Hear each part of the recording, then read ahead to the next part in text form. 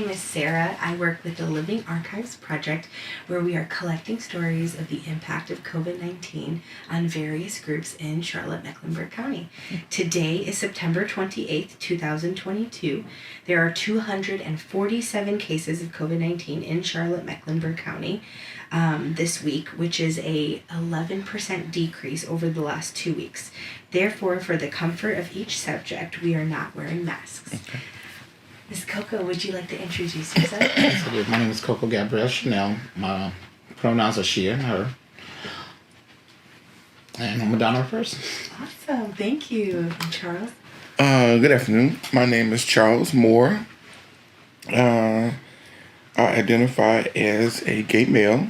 I am 54 years old and just glad to be a part of this process. Oh, thank you both so much for taking time and your willingness to share your story with us. And I know it's going to touch so many people. So thank you so much for being open and willing. Thank you. Yeah. So can you guys tell me a little bit, how long have you been in Charlotte? Are you natives? I'm a native of Charlotte. Okay. I've seen Charlotte grow. Yeah. Like I said, I'm 54 years old. So I've seen some things. I moved away for a while and came back. Okay. But Charlotte is my home. I grew up in several parts of Charlotte. So, yeah. I've seen the high rises come up. I've seen them go down. I've seen the dirt roads turn into pavements, and so it's been an exciting transition. I can imagine. And I'm not a Charlotte native. Okay. I'm actually quite new to the area, but I've heard it's pretty rare to meet Charlotte natives. So thank you. Yes, and it's an honor to meet you, Charles. It's nice meeting you. I've been here since I was 4. I was not born here. I'm a Yankee. I'm born in the Bronx, New York. Go BK.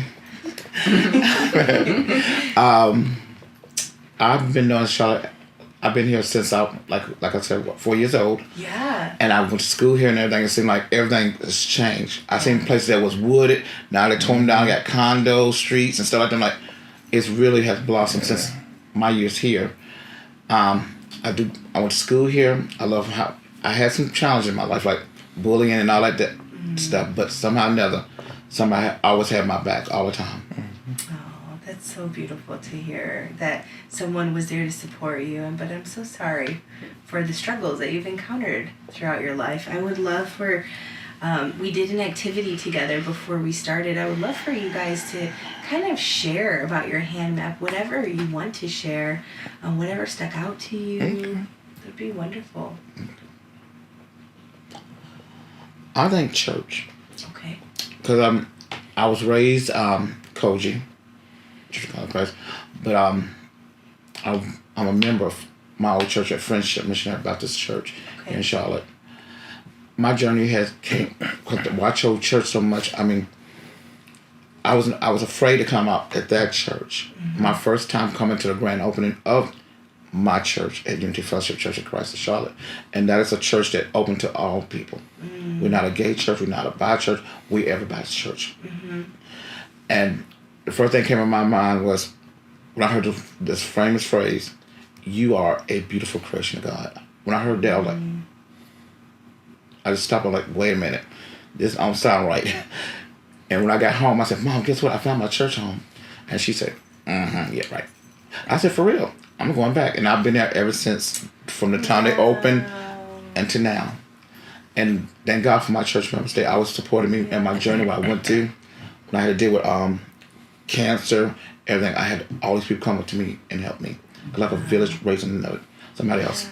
And I love it. I mean, I see a lot of time people who live my lifestyle, being a trans woman, it's hard to find religion and spirituality. And I chose both of them. Mm-hmm. My religion is Baptist or Catholic, and my spirituality is Buddhist. I tell people, anybody can be a Buddhist. Even an atheist can be a Buddhist.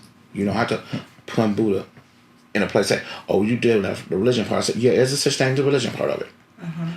I'm not part of that. I'm part of more of the spiritual side. Well, I do my meditation, my chanting, and yes, there is Nomio Renge Kiro is a real chant. It's a chant for peace, Okay. and that's what I bring in my house a lot.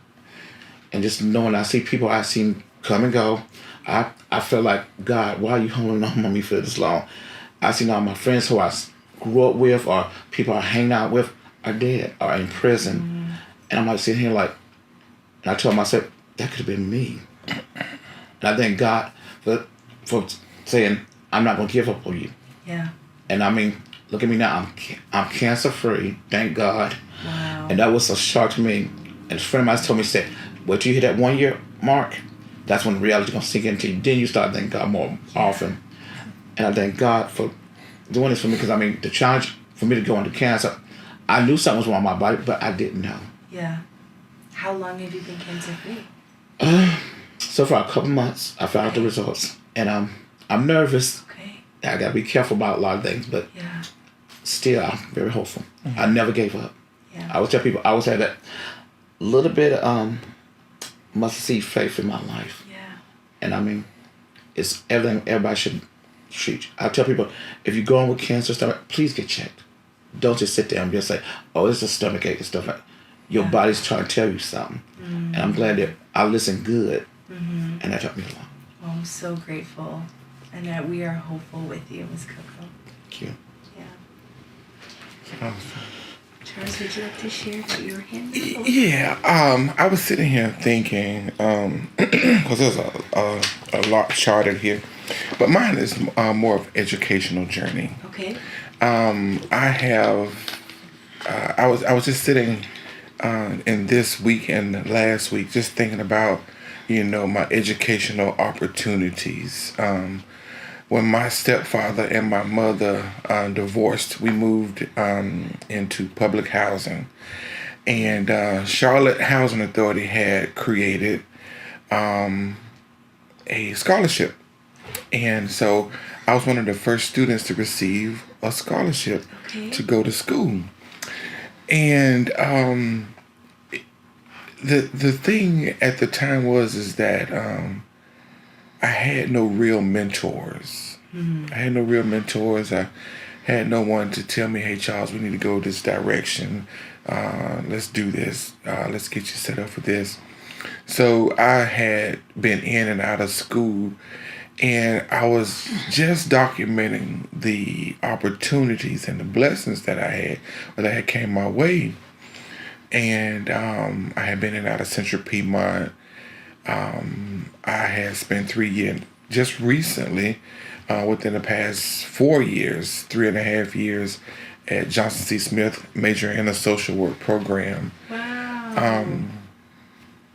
And I did not complete my social work program. I was transitioning.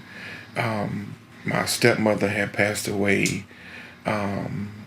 Then my mother, 6 months after her, passed away.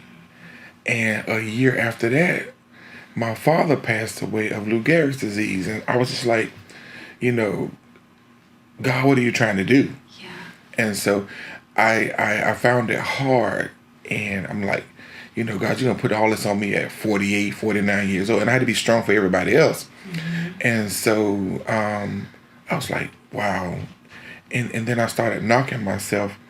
And just recently, work that I had been doing at the shelter, connecting our homeless community with healthcare, making sure, one, that they had access to medication, primary care physicians, and just healthcare all the way around.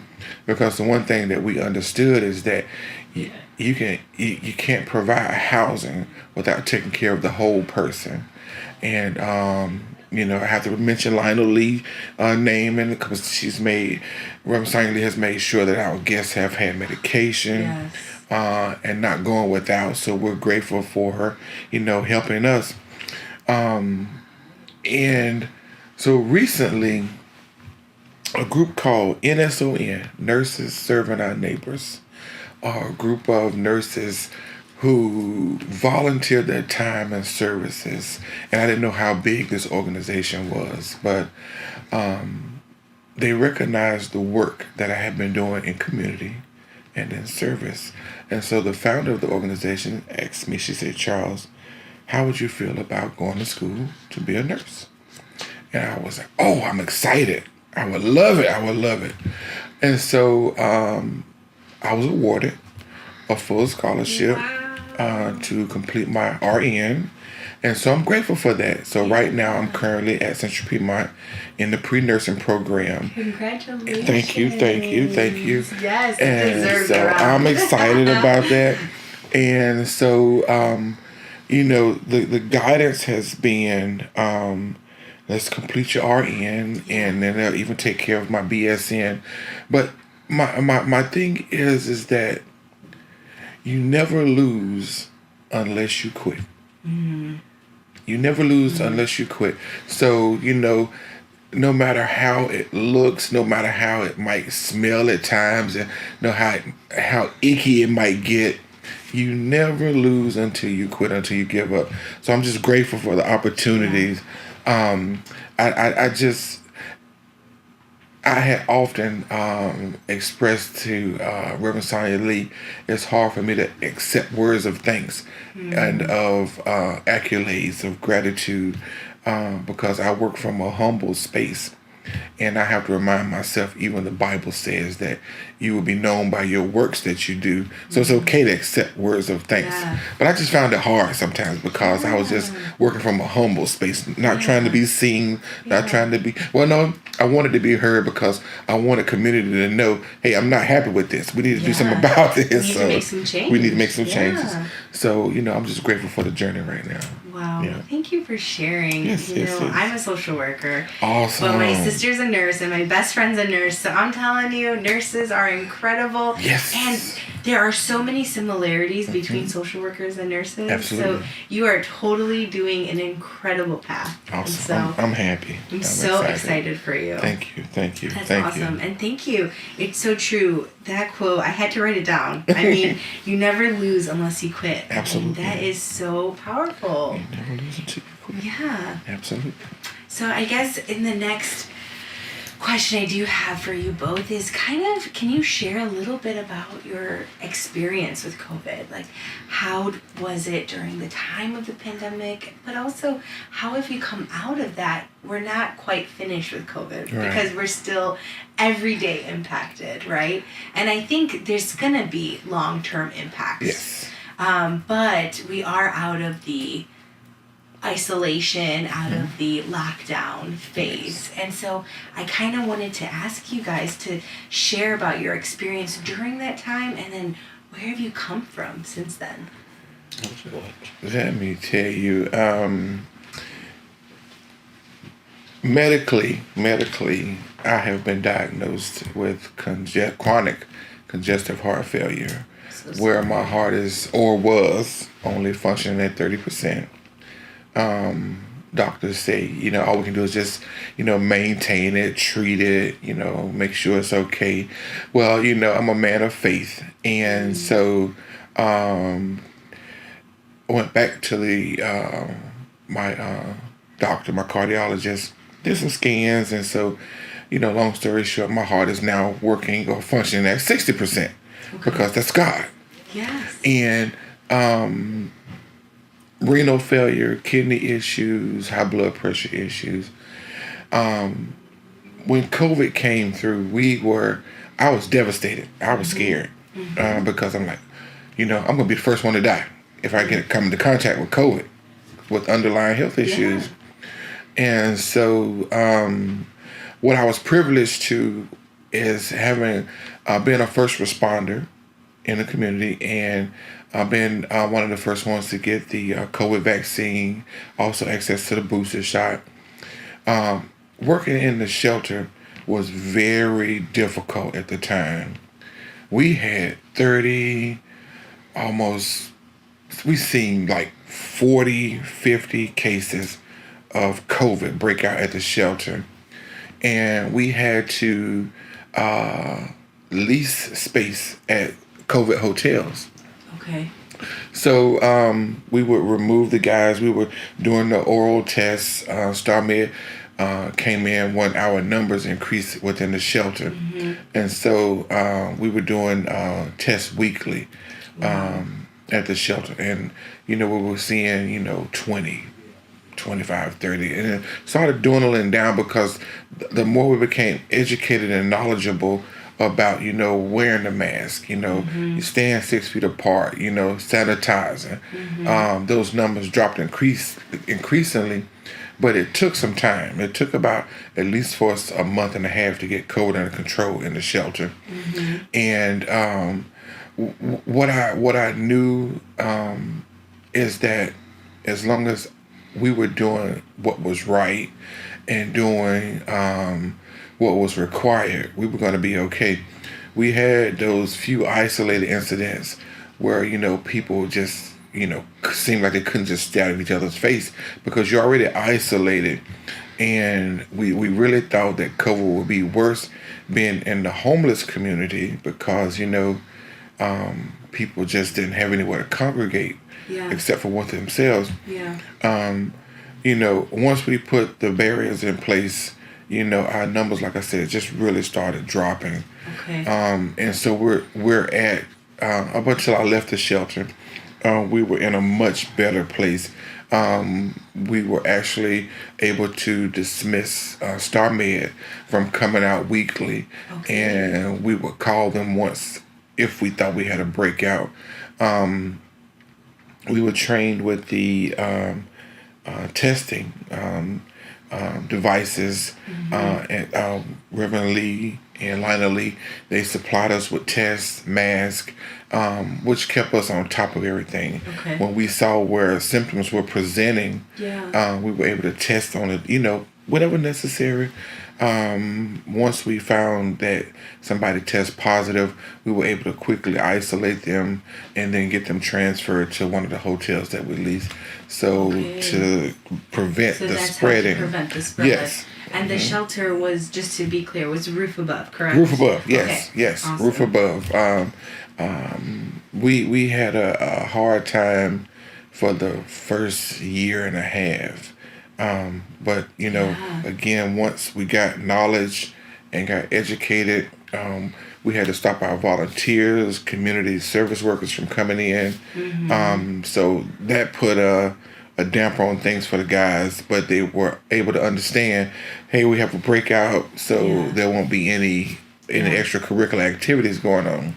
So again, once we got everything under control, and things, volunteers have slowly started coming back in, and the guys or the guests have just been really diligent about taking care of themselves and masking up, and even would call staff out. Hey, you guys don't have your mask on. Yeah. You need to put your mask on. Yeah, that's so good. Right. So working together, yeah, holding right. them accountable. Right, holding each other accountable, and so that made us aware. Hey, the guests know they know what's going on. They do. So sure. Put your mask on. Yeah. So we were appreciative of that. But a question in terms of, so when they got sick with COVID, you would isolate them in this hotel rooms, correct? Who funded the hotel rooms? First it was with the county, and then there were funds that were donated through Roof Above. Roof Above would pay for that hotel room, and just make sure that the guests stayed completely isolated for those 14 days of quarantine. The unfortunate thing is that you would have one or two people who would sneak out of the hotel and then thus would have to be discharged from the program, because being at the hotel was just like being at the shelter, and you being at the hotel means that you have to stay isolated. The good thing is that we made sure that they were taken care of. So far as your breakfast, lunch, and dinner being delivered to you in a safe space, but you just have those individuals who just want to go against the grain. Wow, the work you guys did, I'm so thankful for organizations like Group Above to provide these necessary services and these needed during that time frame. So thank you for all the work and sacrifice that you did, Charles. Thank you. I know it was a lot. Can't imagine. It was a lot. It was a challenge, but definitely a necessary one. Just wanted to make sure that everybody was safe. Yeah. And make sure everybody was okay. Yeah.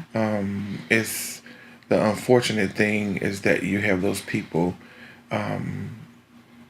especially with the mental health issues and COVID.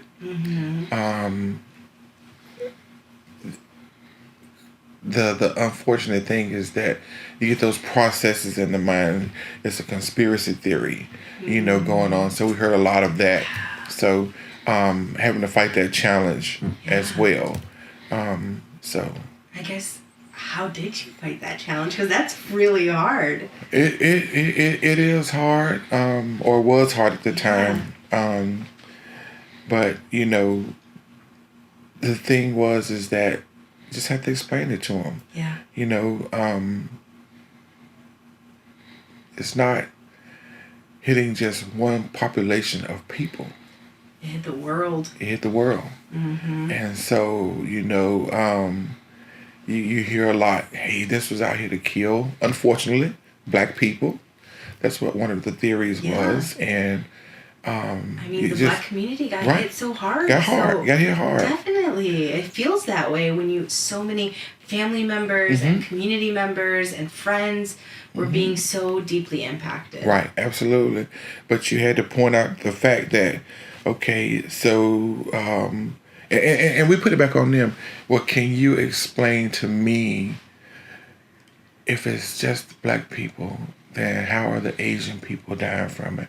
How are the white people dying from it? How are the, can you explain that to me? Can you, Ms. Charles, I can't explain it. Okay, so we have to dispel. Yeah. It's not a conspiracy theory. Yeah. It's just, unfortunately, the lack of knowledge, and people were not doing what was required at the time. So now that we know better, we can do better, right? Yes.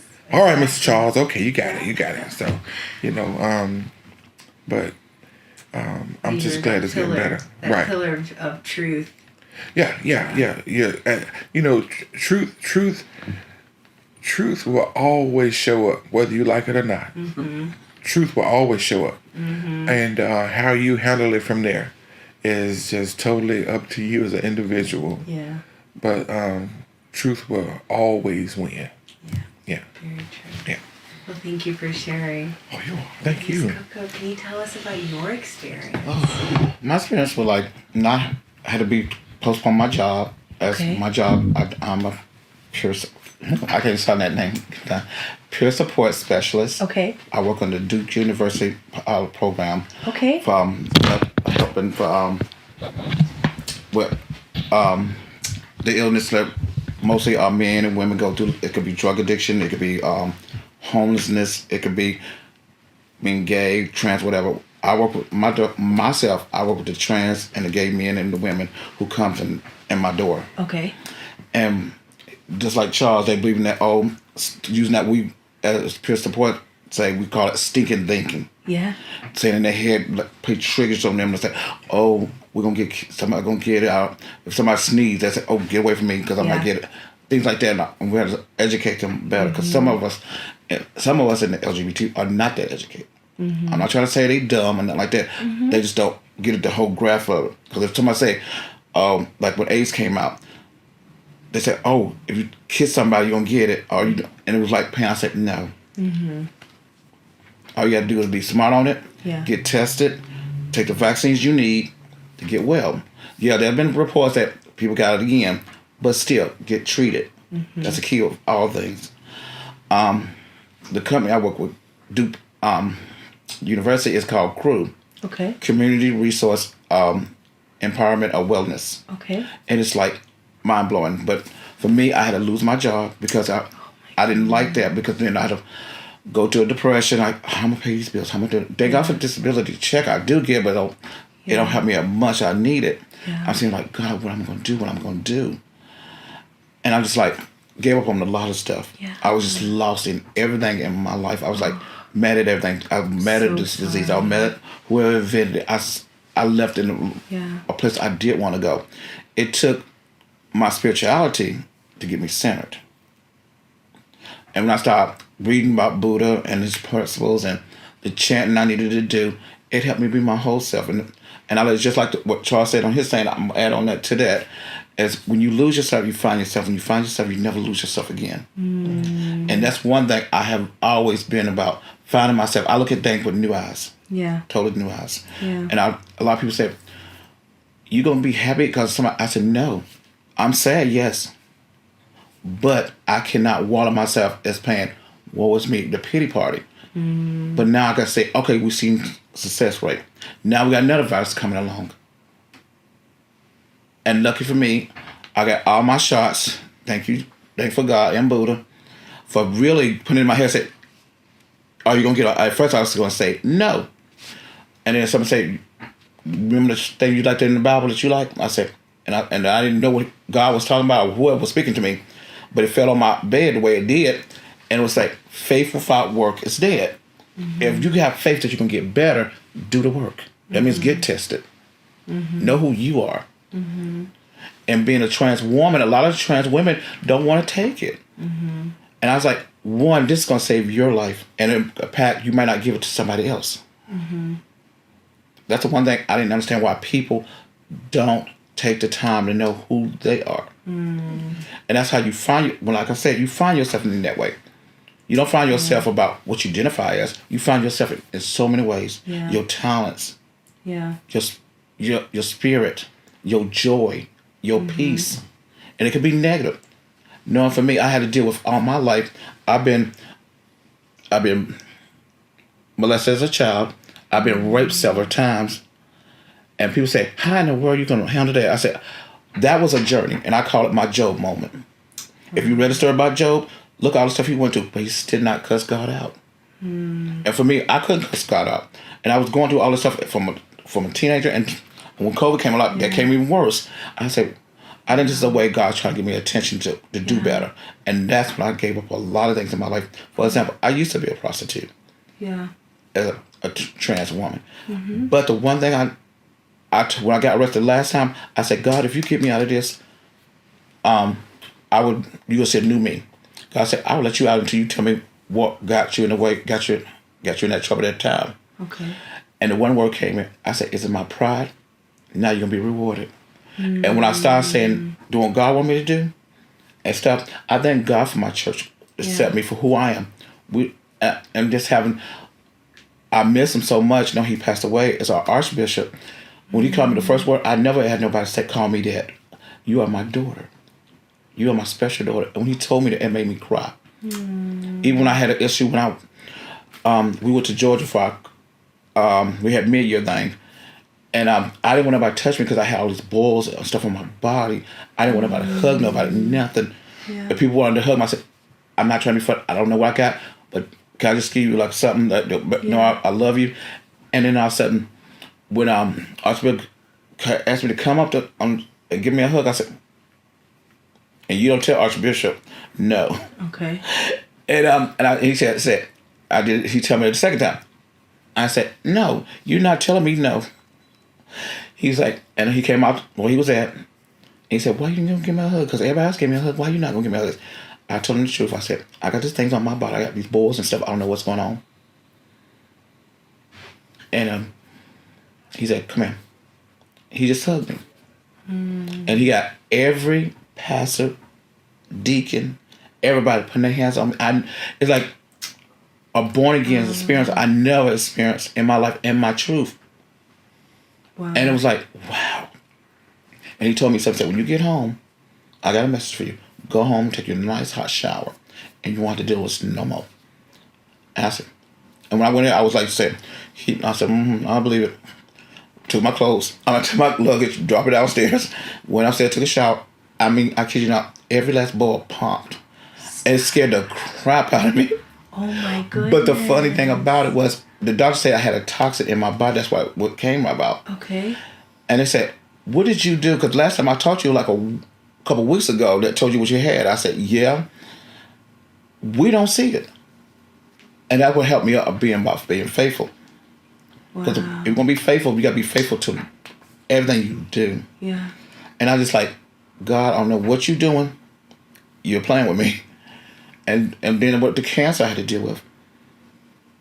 It was hard because even remember Sonia Lee came with me her first time coming. It was like, to me, it was like I never had chemo done. And she was like when I got, the needle's not fun. I tell anybody, if you go to do chemo, don't do the syringe because it's kind of playing with your mind, but it's a good thing to have. If you need it, do it.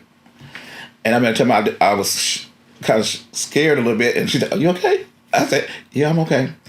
And they say, and then this little brown bag they got the chemo in. They can't shoot it like normal IV. They got to shoot it in there like regular, but they got to do it slow. Okay. And if I said, did you have playing the tricks on you? I said, only thing that cut my hair was on my lower ear, under my arm, and some of my hair right here came out. Okay. And that was it.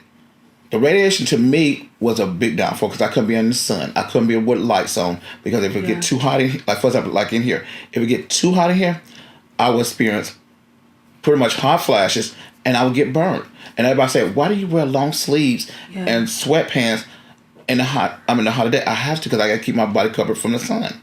Yeah. But I'm glad that I look at that stuff as in my journey. Mm-hmm. It really opened me to a lot of stuff to seeing who I am and what I've been to. Yeah. When did you go through the treatment for chemo? It happened on the when I went to I came to work. I was not feeling well, and I didn't know what was going on because I even Reverend Sonia Lee. Whenever I kept telling everybody I knew, even Reverend Sonia Lee, everybody I know in church I loved. Yeah. I kept saying my body hates me. It really hates me, and something told me to go get another colonoscopy, and they put me in an appointment with this one doctor.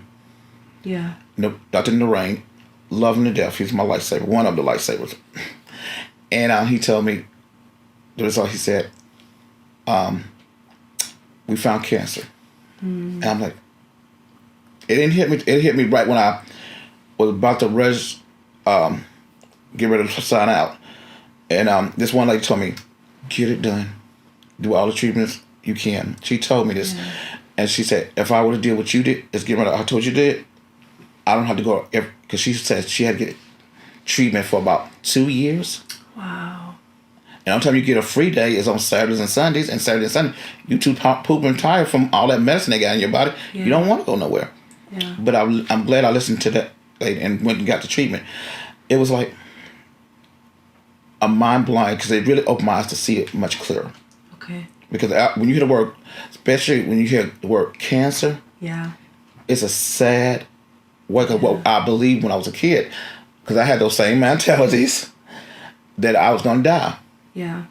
I thank God for Reverend Sonia Lee. I thank God for Sister Diane, who's a survivor of cancer. And it's like God knew He was gonna send some people in my life. I didn't know who they were. Yeah. And then all of a sudden, it helped. Yeah. And then I found out. And when the doctor came in, my last thing, we did the last colonoscopy, and he told me the good news. You talking about something I ate all the foods I missed so much. Like my cookies and cream, ice cream, my salt and vinegar, potato chips, everything. Yes. And I had a bunch of, and Lewis, my friend Lewis, my best friend Lewis was over there like, you must have got some good news because I don't see you cooking all this good food in here. And he's like, I had all the junk food. I couldn't eat it before. Wow. And I was thanking him. And people said, I was like, thank you. Because I didn't want to go through that I've seen a lot of people with cancer and don't get diagnosed. They look skinny, they look frail, and you think they might have AIDS, but they're not. They have cancer. And it was like God has really knew what he or she was thinking when it come to me in that rescue form. And it was like wonderful. And I was full of joy. Well, I'm so glad to hear that. We are celebrating with you. Yeah. Yes. That's incredible. Truly. So, Miss Coco, will you just kind of share about your treatment? Because from what I'm understanding, you had chemotherapy during the pandemic. I only had 2 habits of chemotherapy. Okay. And mostly I had to do was radiation. Okay. And during the pandemic, thank God that we had some good things on it. Like the doctors didn't know what to do because they were like waiting to see who gonna get the shot and who not. And thank God my doctors were said people with critical illnesses must take this shot. Okay. There's no ands or buts about it. Yeah. I was kind of scared and stuff like that to take that shot. Yeah. But I went ahead and got it done. and then and then dealing with radiation in your body. All side effects I had mostly was hair coming out. Every time I look at soup or something like that, it makes me sick. I couldn't eat the stuff I wanted to eat. Now I'm used to eating, but it was like my thank God for Lee met my crazy cousin. And thank God for Donald. I mean, he said, "You're not gonna eat nothing." I said, "Get that nasty stuff out of my face." He said, and he did me like my mom do. Had a spoon, put it in eat. I said, "I don't want that because I'm about to puke on you." Yeah. And I was joking, and I had like this happened, and my stomach was kind of full. He said, "Eat the rest of this." I said, "I don't feel too good." He said, "What you mean?" And I didn't mean to throw up on him, boy. I didn't mean to throw up on him. But the good thing about it was, I'm glad somebody pushed that nudge in me to do it. Yeah. And that's what's wrong with a lot of people, and being isolated. Now I understand the movie this Shiny was all about. Isolating is not fun. I had my Jack Nicholson moment. Like, here's Johnny moment. Yeah. Because I was going in the bathroom. I said, "Oh, wait a minute, I got shower curtains over." I had to make sure the shower curtains closed open. Yeah. But the fun good thing about it was being isolated was not fun. Especially I come spend time with my great nephews.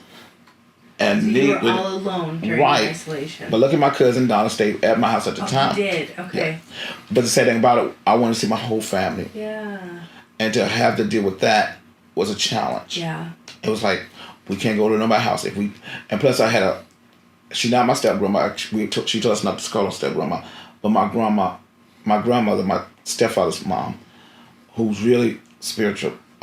We couldn't come around her because we didn't know what was going on. Yeah. Somebody said she died of COVID on December. We don't know for sure, but we had to wear a mask around her. And if Charlotte's born, our baby, we had to wear a mask again. I'm like, I feel like Batman or something. Yeah. But being isolated with my family, we didn't have no home. And then, thank God, my Aunt Stephanie in New York came with an idea, and it was really neat. She did like a Zoom meeting with the whole family. Yeah. And we all talked about everything from what we did that week and all that. It was so neat. I said, thank goodness I can communicate with somebody. And then the whole family came out. It's like a domino effect. Everybody was like, get into it. It's like, wow. That's amazing. And it was like, I did not have no way to communicate, but I did have communicate like tablet, laptop, and a desktop. I thank God for those machines. Yeah. Because if I couldn't have neither one of those, I don't know what I would have done. Because it was like we always check on each other. It's like, what you doing? I said, I'm doing okay. Are you cooking? I said, yeah, I'm cooking. We tell each other something. We even pick on a lot of stuff. Like, Aunt Stephanie was talking about, you see your other cousin? I said, yeah, she got that ugly wig, don't she? and she said, I heard that. And she called me by my boy name. I'm like, oh, no, you didn't.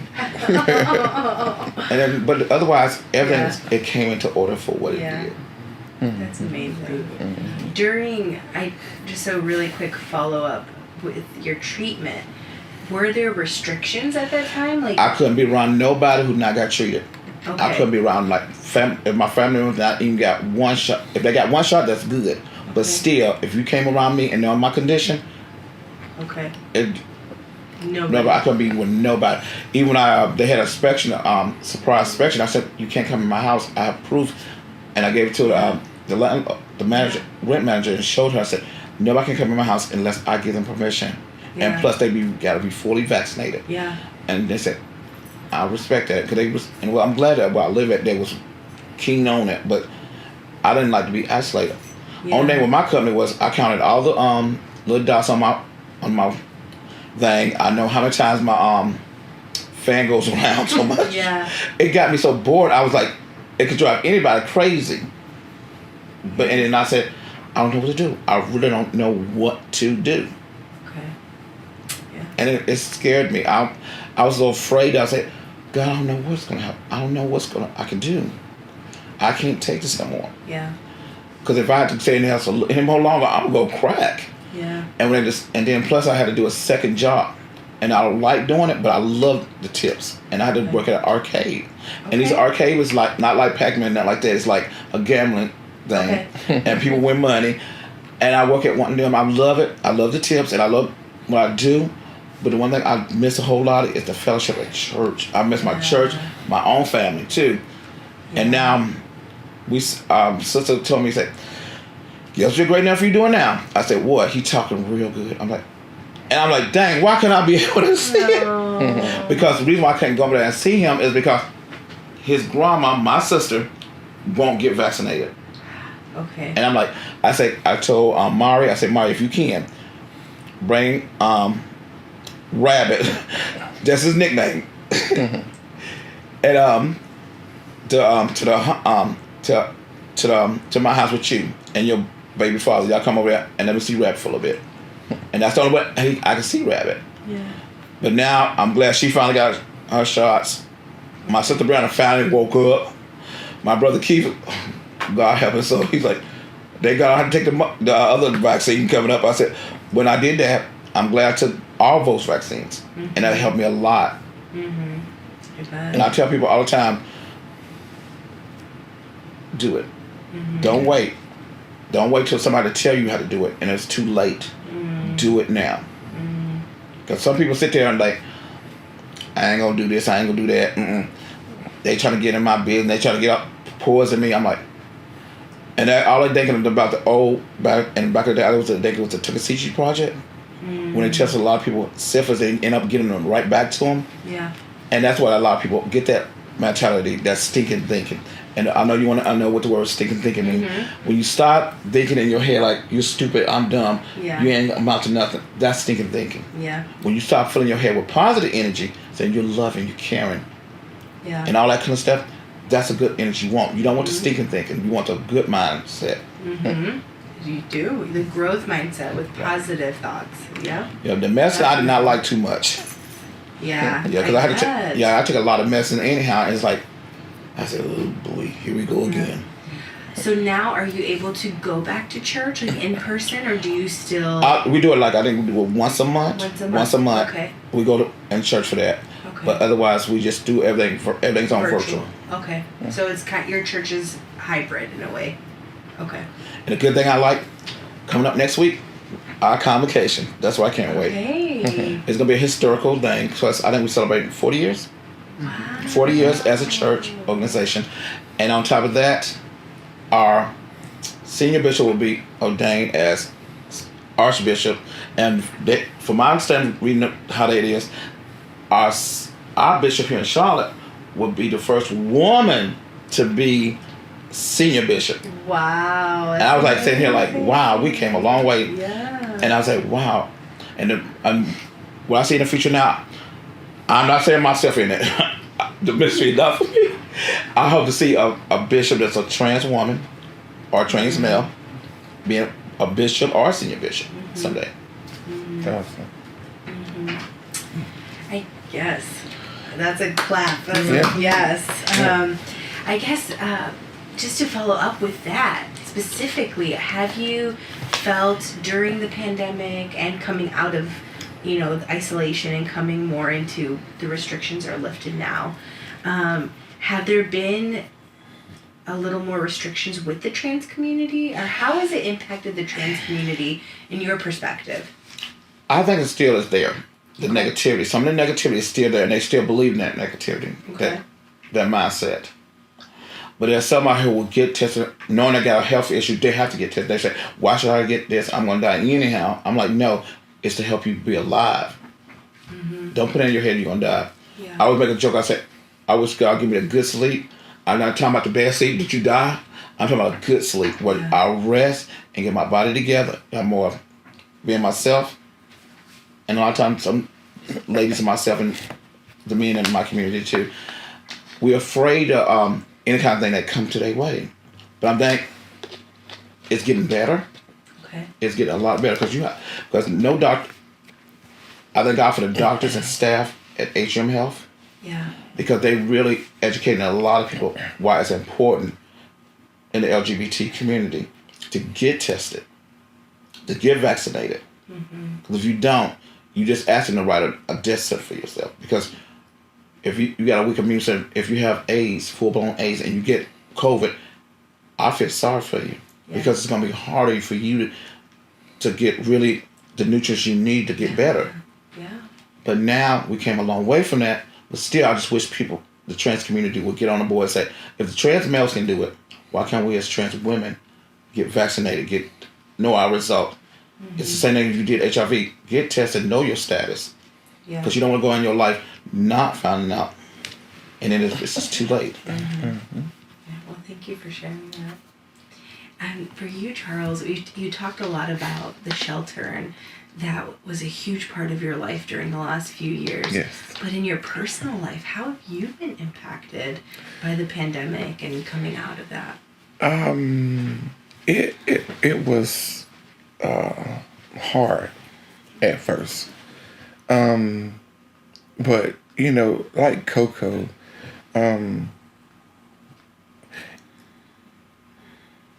you cannot talk about going through something without acknowledging your faith. Mm-hmm. Because whatever your higher power looks like, mm-hmm. whether you call God creator, a higher power, your spirituality, I always tell people that it does not matter how you get to a certain place. The thing is that you get there. Mm-hmm. There are many ways to get to the same place. Mm-hmm. So it was only hard in my mind because I allowed myself to think, oh God, what am I going to do? What if this happens? What if that happens? But I'm just truly grateful that there were components in place that I was able to call on, services that I was able to call on. When COVID first happened, I was assistant GM. Matter of fact, I was working 2 jobs. Okay. I was doing about 189 hours. Oh my gosh. Every 2 Charles. weeks. Every 2 weeks. Wow. It took a toll on my body. But I was getting like 4 or 5 hours of sleep in between shifts. Yeah. I worked at the La Quinta Inn. I was doing the shelter, and just getting off a job, going. I did that. Yeah. That's what I did. My mother, I saw her work 2 jobs, and it was structured. I wanted things, so I had money. So, and it was just like, dude, you killing yourself. Mm. So when COVID first came, I took it like this. I got laid off at the hotel. Mm. They started dwindling hours. Yeah. And I said, God, you funny. Because I had already been thinking about, letting one job go. Yeah. And I said, you're funny. So hours got cut down to like working 15 hours a week.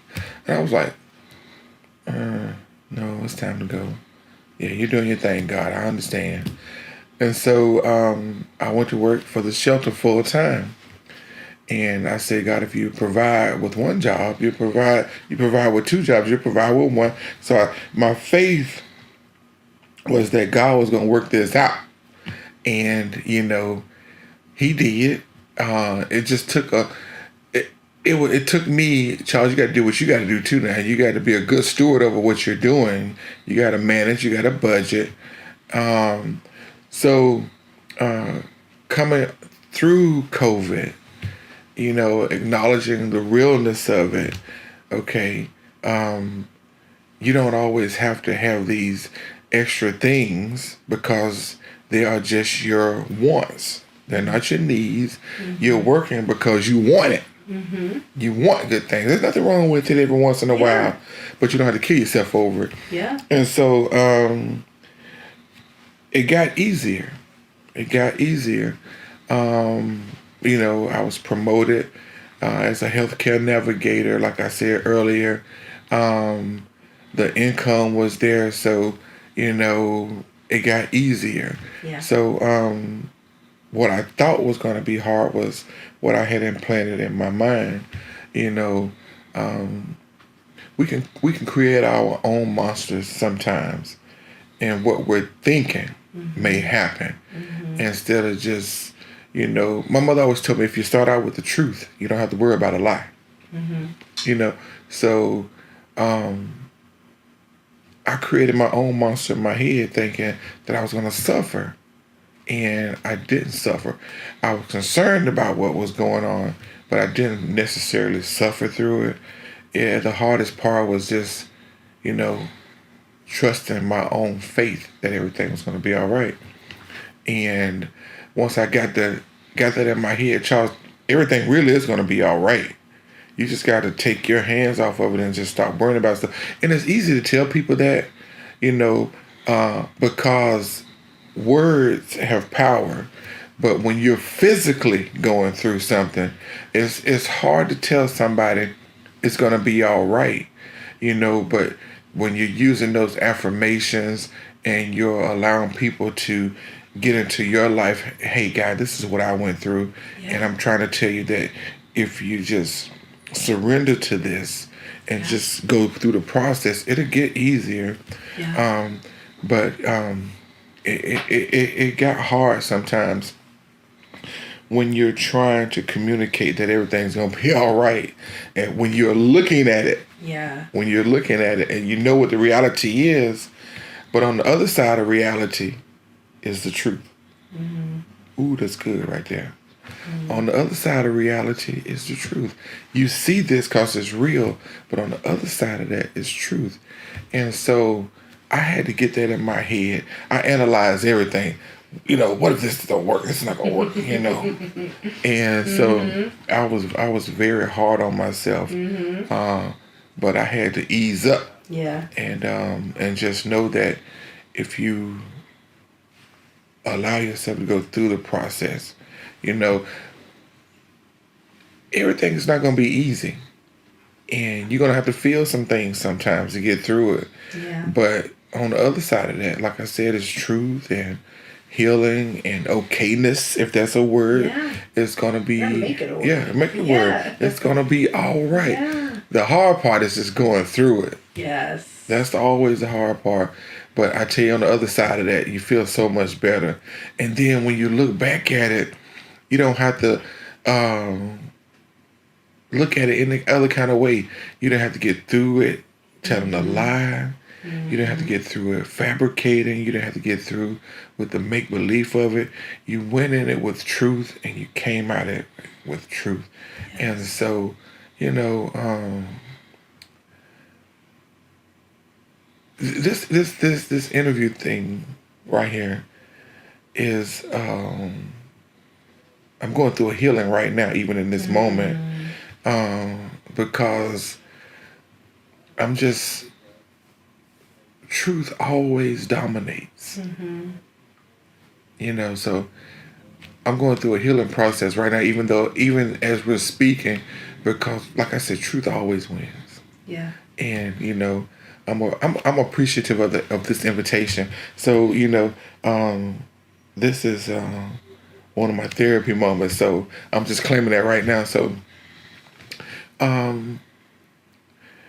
COVID, it you know, it was ugly, and it still is a concern. Yeah. And but as long as I know that we're doing the right thing, that it's going to be okay. Yeah. You know, my daughter just got over COVID. You know, she had a very, very bad scare. She works for the post office, and she just called me. She said, "Daddy, I don't feel good." And you know, she went to the doctor, and she got this second strand of COVID. Okay. And so they gave her these huge pills. And so I went over there to take her some food. I took her some soup. She said, "Dad, I just don't feel good." And she called me and told me, she said, "Dad, I got COVID." And no. I did her COVID test. Okay. I got a test from the shelter. Yeah. And I went and did her COVID test. And we were just waiting for the results. And I just said, I looked down at it. I bagged up. I said, "Baby, your test is positive. I need you to call your doctor." And she was just so scared. I backed all the way up out of her house. Oh, man. I said, "Baby," I said, "call your doctor." I said, "Call your children's grandparents because they were with their parents at the time, their fathers. Okay. And I said, call them, let them know that they have the children tested. Yeah. And she said, yeah, Dad is. So she went to the doctor. They tested her, and they gave her these pills. I think they work like in 5 to 7 days. Okay. And so she had to take that regimen, and but it was a serious moment, but it was just a funny moment at the moment. When I looked down at the chest, I said, baby. It was like one of those Homer moments, those Homer Simpson moments. I just backed all the way out of the house. Oh my gosh. And, we laugh at it today, but in that moment, you're like, right, whoa, right. This is hitting hard. It's hitting hard because my daughter is my only biological child, and she means everything to me. Yeah. But I guess we should have just recorded in that moment. It was just one of those slow things, like whoa. Oh man. Oh man. So we laugh at it to today. And she's doing okay. She's doing much better. Oh, I'm glad. So she came through that. Just resting. Yeah. The children, they stayed with their fathers. She has 2 children. I have 2 grandchildren. And so they stayed with their fathers. And, she just recovered. Yeah. It's something when your family member goes through. And, just to add on to what Miss Coco was talking about radiation and chemo, this might sound awkward, but I had mentioned earlier that, I lost my parents. I was just so grateful. And I was sitting around talking to my sister and my brothers. I was like, I'm just so grateful that our parents did not have to suffer on top of this. We provided care. We took care of my mother at home. So I was just thinking, even getting off work and going over and spending the night with her, changing her bandages and taking care of giving her insulin, and because having cancer caused a numerous of issues, and seeing open wounds, and radiation just took a toll on my mother's body. But I was just so grateful that she did not have to go through this COVID issue. And I was just grateful, truly grateful for that, because I'm just like, what if she would have been here, and we couldn't get to her, we couldn't be around her, so I was just grateful that they didn't have to be here to go through that process, and it definitely shifts your perspective. It does. It does. Like I said, my friend told me, she said, though you don't forget this, it will get softer. So I've seen some people pass away from COVID. I've seen it, take its toll on some of the clients that I had at the shelter.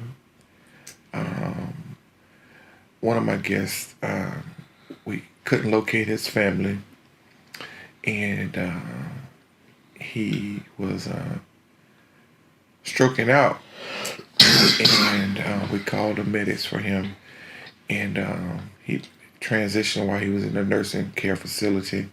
But it was hard. I took my job or my position as just been more than a case manager or a counselor. We became family. When you have guys, especially our seniors and veterans, I guess that's another documentary topic, but it just troubles me to see people who have served the community in a shelter. And that's another documentary, but it bothers me. I know development has to go on and everything, and obviously somebody's doing good during these COVID times when you see all of these high rises going up and these $450,000 townhomes, but yet and still, veterans and seniors, families are suffering in shelters. You know, I hoped one day, and it may not be, and I know it won't be in my life. No, I'm not going to say that because God is able to do anything. But my hope is that I want to see every shelter close. Not due to the lack of funding, but because everybody's housed. And then we can go on to moving into just every shelter care worker or director then becomes a case manager. You know, managing that you stay on top of everything that you need to stay on top of. That is my prayer, that's my hope. You know, but I know that's off the subject, but No, thank you. It's That's just important. it just bothers me to see people suffering, and well, you know, it's part of the subject because people are suffering through this COVID thing, but yet and still we're building these high rises. Yeah. Thank you for allowing me to unload that. Yes, Coco. Okay. Yeah, thank you for sharing that. To, you know, be respectful of both of your time, and to honor you. I just wanted to just follow up with one last question is, do you have any additional stories or experiences that you would like to share with us as we close? I'm just grateful for, you know, opportunities. I'm grateful for second chances and just I'm intentional about living life in the moment. Nothing always has to be planned, you know, and I've learned the value of self-care. Reverend Sonia Lee has gotten on me because I had become so engulfed about care of everybody else, and I was not always taking care of myself. Yeah. So I've learned the value of, you know, self-care. Yeah. Even while you're doing that which is passionate to you, Yeah. you know, you can't take care of anybody if you're not here. So I just have to say that, you know, self-care is okay. Yeah. It's okay, and it's okay to do it. It's okay to take time for yourself. I'm in my psychology class right now, and I've always said I wanted to have a bucket list. And so one of the subjects was to create a bucket list and talk about why you wanted to do the things that you talked about. And one of the things on my list was, you know, examining self-care more for myself, spending time with myself. You know, I love nature. I love taking rides in the country, especially during the fall, because I love to see the seasons change. I love it. Beautiful. I love the majestic awesomeness of God, and just like, you know, the leaves just know to change. I love it. I love it. Yes. So, you know, just more self-care and being intentional about it, and unapologetic about taking time for myself. That's my last tip. Charles. Yes. Speak it. Yes. Awesome. Yes. Well, thank you for sharing. Self-care is definitely something I'm learning in my own life too. I am challenged by it greatly often. Yes. But thank you for sharing. That's Thank so you. important. Thank you. And Miss Coco? For me, it's like not asking God question. Like, I'm known for that. Even when so you leave her my all the time. I say, why me? I always use that saying a lot. Yeah. And then I said, and she always come up to say to her, I said, why not you? Yeah. Why not you? And I'm learning just be who I am. Be true to myself, and everything about me will come out in the realness. But I thank God for my journey. Yeah. Because if I didn't have that journey, I would never experience the stuff I went through before. It would also prepare me for my birthday coming up. A happy early birthday. But it helped me to say, I made 50. Yeah. And then God told me, say, look at your friends who did make it to 50. Wow. Now think that. I'm being returned 51. I always tell myself I'm not 51, the old 51. I'm the new 51. Yeah. Because, I mean, I look at my son brother, especially my brother Keith, he's mad at me right now. He said, I need to get my hair done like you do. And Mama do. I said, my hair ain't dyed. Some of it is, not all of it. Yeah. He had full hair gray because he's got a new nickname, Pop Pop. His daughter had a baby. She's my niece. She's a heartbreaker, but she loved her Pop Pop. Yeah. She not the first thing she come and she don't come to me too quickly unless I got money in my pocket. She inherited that from her granddad, and otherwise she was like, give me a hug, Pop Pop, and she's like, oh Lord. I said, you got your wish. Yeah. It'd be funny. Mama was still alive, and she see how you look up now. She said, you're a granddaddy now. Now you see what I go through. Yeah. But like I said, I just thank God for just my journey, my Job moments and stuff. Because if I didn't have those Job moments, I would never appreciate who God was. He or she was. Yeah. And that's what helped me get myself. And then also my spirituality. Because I always tell people, when I say this, your spirituality is your connection to your religion.